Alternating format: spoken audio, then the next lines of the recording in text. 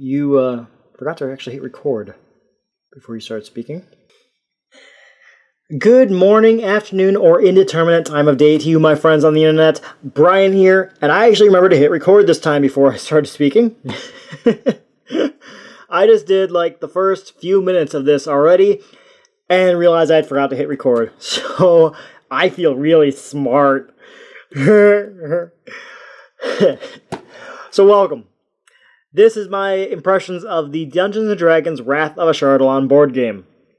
What this game is it's a board game version of 4th edition Dungeons & Dragons. Now what that means is this is a dungeon crawl. For whatever reason, you pick a scenario, and whatever that scenario tells you to do is what you're generally trying to do in this dungeon. Like, you can either be trying to kill a certain number of monsters, or you can be going to try and find the backpack of an adventurer that ran in here and had to run out and leave it behind.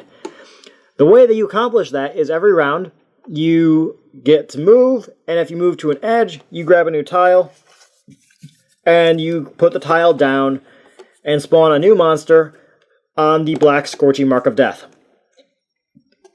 And if you don't place a new tile, then an event happens in the dungeon, and there's a whole deck of cards called event cards that give you various things like cursing you or making the walls turn into lava, which suck. And it's a rather versatile and interesting way to do a board game. I haven't really played too many players versus the game style of board game, so this is kind of a new experience for me, and I rather like it. So you can play 1 to 5 players in this game. So you can have just one person playing this game on their own. They're going to die, but you could. I like that the game gives you a sequence of play card, which gives you the rundown of what you're supposed to do and the consequences of doing things. But when you start playing, you pick a character like the Elf Paladin here, and you get to pick some various powers. So you have some customization options, but not nearly enough for what I want. I would have loved if they had given me the actual way to create my own character, like given me a race and a class deck that I could then build my character with and make my own stuff. I don't really understand why they didn't, but I kind of understand why they do. So I don't know. It's not the decision I definitely would not have made the decision to do it this way that they did. As you defeat monsters, if you roll a natural 20, which is a 20 on the die itself, you can have the option to then level up to level 2. There's only 2 levels in the game. You just flip the cardboard thingy over and do what it says on the back, and you get stronger and can survive more. This game is difficult. Granted, I've only played it with myself and my girlfriend, so we have had to make it easier on us. We introduced a house rule where whenever you would draw an encounter card, you roll a die, and if you get less than 10, then you don't. That's when you draw it. If you get higher than 10, you don't draw it. Just to make it easier, because this game kept beating us so easily. There were times we didn't even get this far in the dungeon when we lost. There's been numerous times where Ashardalon, the dragon, shows up in the opening room, and it's like, really? You're going to show up now? It has this whole deck of monsters, and actually this game is part of a whole series of Dungeons & Dragons games, like Legend of Dritz, I believe there's Castle Ravenloft one, Temple of Elemental Evil or Elemental Chaos or something along those lines. There's a number of games that are in this genre, in this series, that allow you to mix and match. So you can take characters from one game and play them in another, and that's really cool. I love that.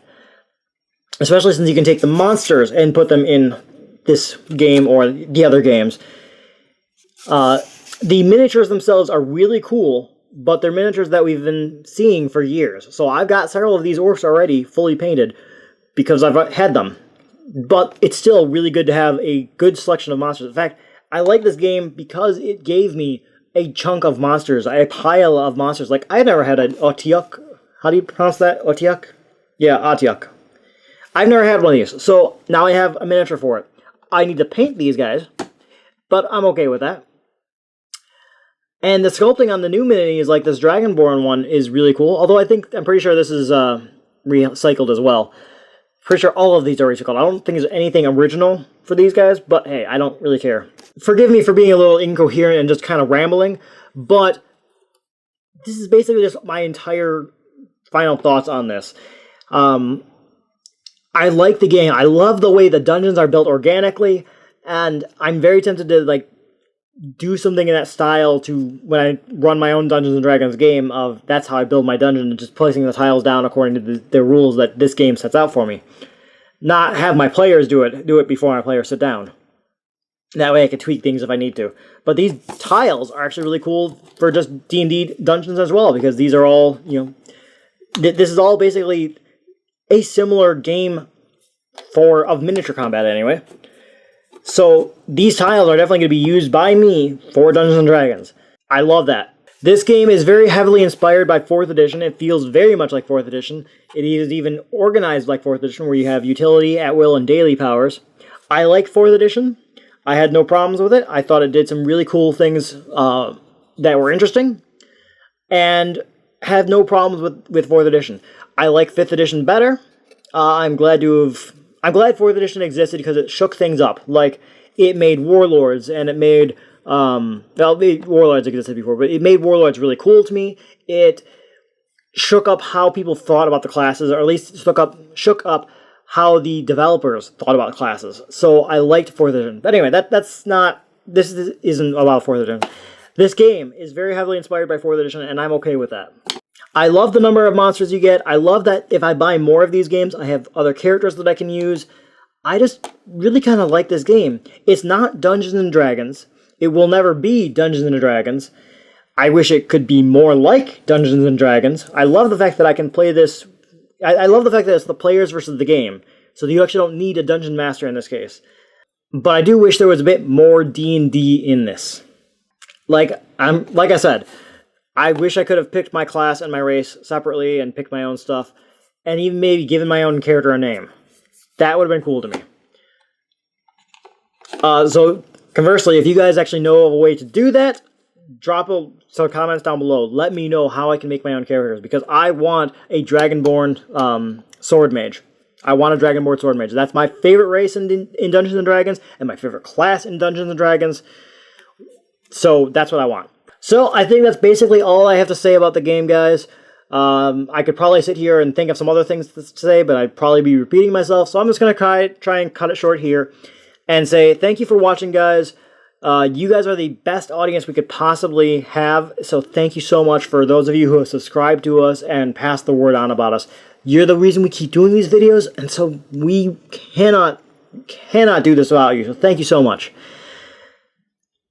I am curious to know what you guys think, though. What do you think of this game and this genre? What should be my second purchase in this line?